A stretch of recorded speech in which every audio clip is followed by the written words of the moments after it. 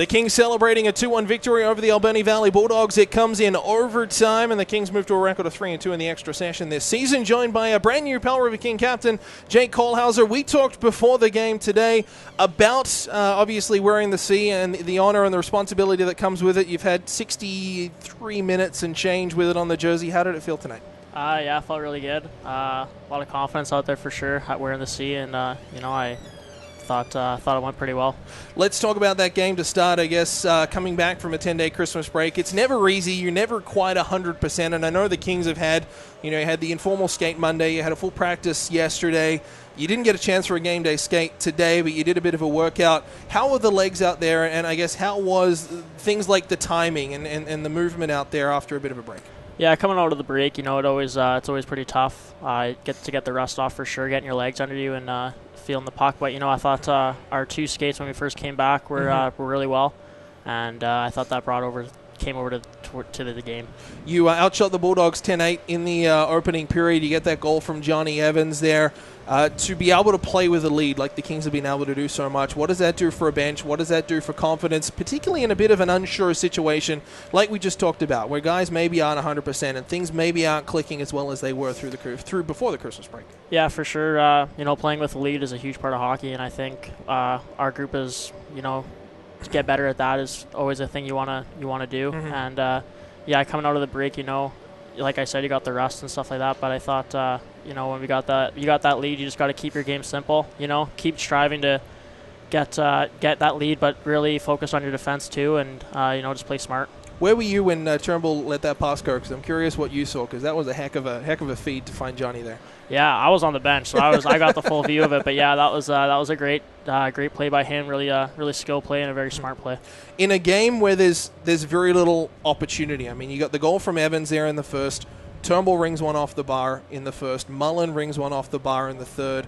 Outside that, there wasn't a whole ton of clear-cut scoring opportunities for the Kings until we get to overtime, and we'll cover that in a minute.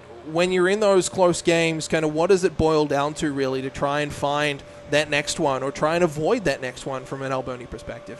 You know what? It's a lot of just hard work. You got to just always be smart out there. You got to be fast, physical, smart, and you just got to play the game right. If you're working hard, the opportunities are going to come for you, and when you're working hard too, you're also going to be good defensively. So I think that's a big thing that a team can do is work as hard as they can, and that will always bring you positive feedback. Kings able to get a couple of power plays and then two in a row in that third period as well. What did that do for momentum? Obviously weren't able to cash in on it. Kings 0 for 5 tonight. I think I had them on my count. But, I mean, even without a goal on the man advantage, there's got to be some momentum, some things you're able to take away from a good power play. Power play always gives you that time with the puck, and it can wear down their team as well. And I think that carries over then into the 5-on-5 play for sure, just being able to control the puck and have the puck on your stick. Overtime. It's it's a bit of a crapshoot, really. I mean, you never know what you're going to get. You know it's going to be wide open. You know it's going to be free skating. Similar question about the Johnny Evans goal. Just take us through what you saw from Ryland. Obviously a good move up the ice there with Tristan Mullen. Yeah, he picked up that puck around the net and he just wheeled hard and gave it to Mullen and just kept his feet moving right to create that 2-on-1. That's what we were trying to do there in the 4-on-4, create that 2-on-1, and it worked out perfectly right. Their defenseman was caught flat-footed, I thought, and Ryland was able to just wheel by and make a nice move on the net. Playing with a guy like Ryland who has that history of playing up front and can wheel and can move the puck well and is such a threat not only with his first pass but with his feet as well, does that adjust your game at all? Because you guys have been playing together pretty much every game since you came to the club. I think it's a good fit. He's got that offensive look with him too, and I think that I got the more defensive look, and I think he's able to jump in the rush and I'm able to kind of stay back and make sure everything's doing all right in the back end. So I think it plays out really well. Things kind of simmered tonight a little bit. I mean, we saw a little bit of a chop there at the third period, with Jeremy Leclerc, Jordan Sandu, and then things kind of boiled over a little bit there. The doubleheader tomorrow, how does that factor in? Was it a case? I mean, it had been 86 days between these two teams playing each other. I don't think you were with the Kings when these two teams last played. You could kind of get a sense maybe of things beginning to surface as the longer the game went on. I guess, how did emotion play in tonight, and what are you anticipating for tomorrow?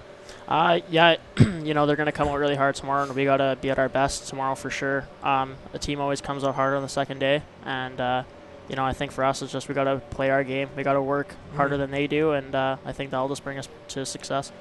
As a player, and I don't know if you can see the result. I haven't got it up on my screen there. As a player, how interested are you in what the Cowichan Valley Capitals are doing right now? And I mean, to a lesser extent, Nanaimo, they're 11 points up. How interested are you in that, and how much are you looking at that versus what Powell River's doing?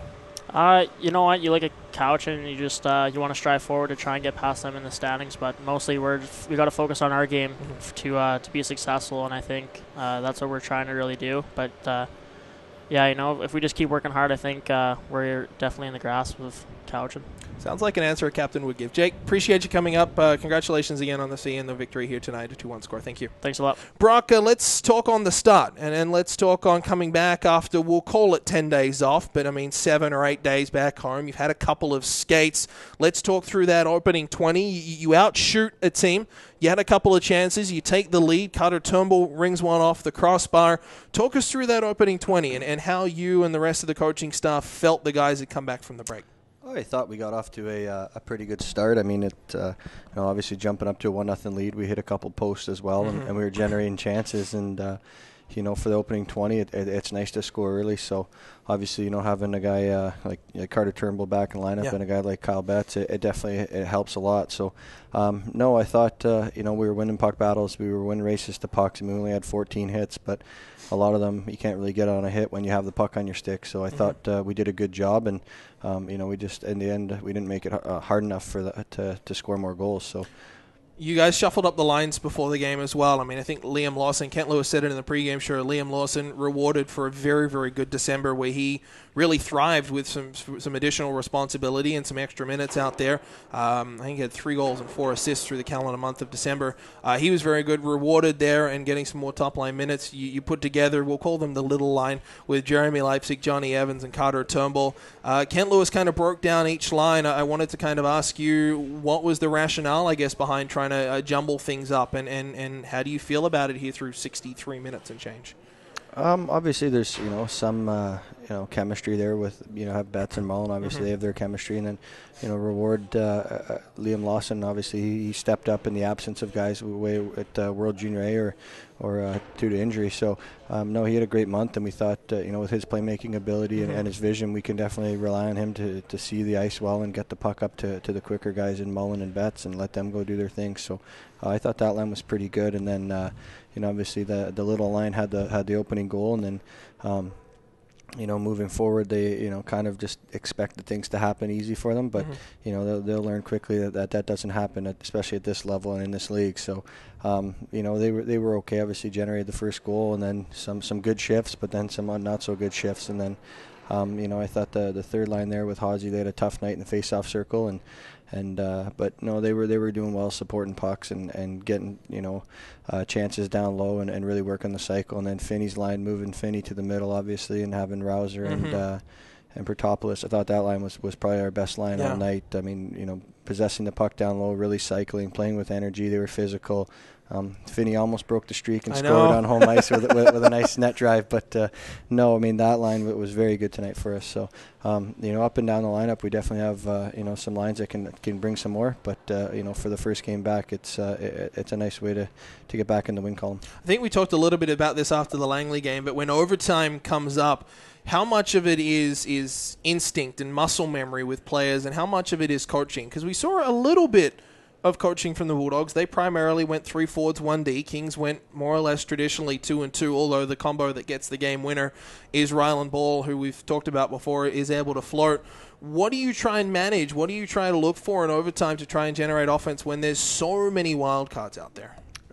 Just who's really going, who's on tonight. I mean, it's you kind of pick and choose. I mean, Finney, their line was great and got some opportunities in overtime tonight. So it's really who's playing, who's showing you what throughout the first 60 minutes. So that's kind of it. I mean, and then Ryland obviously jumping up and scoring on a breakaway. I think he did that in the Boxing Day tournament and won that. But no, so he's fresh off playing 4-on-4. But no, it is instinct, and you really just look at who's got it that night and reward the guys who've put their heart into a full 60 and have given you a full 60 to go out and get an opportunity to win the game.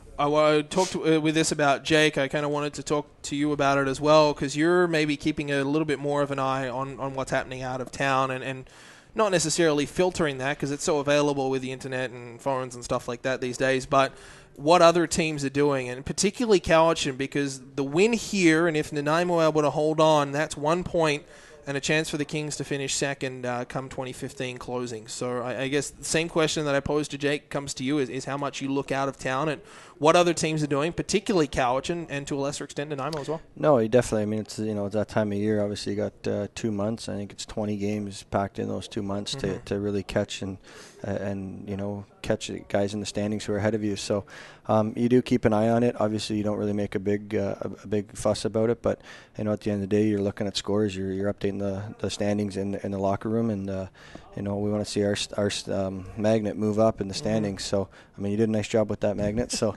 we want to see it up near the top. But no, I mean, you do watch, you do update the standings. You tell guys that we've set goals for ourselves since the beginning of the season. So where we want to be, they're still attainable. So we just need to put together a full 60 and really dominate like we have in this season and times. Appreciate you coming up and doing this. Thank you for bringing Jake up as well. Congratulations on the 2-1 victory. Thank you very much.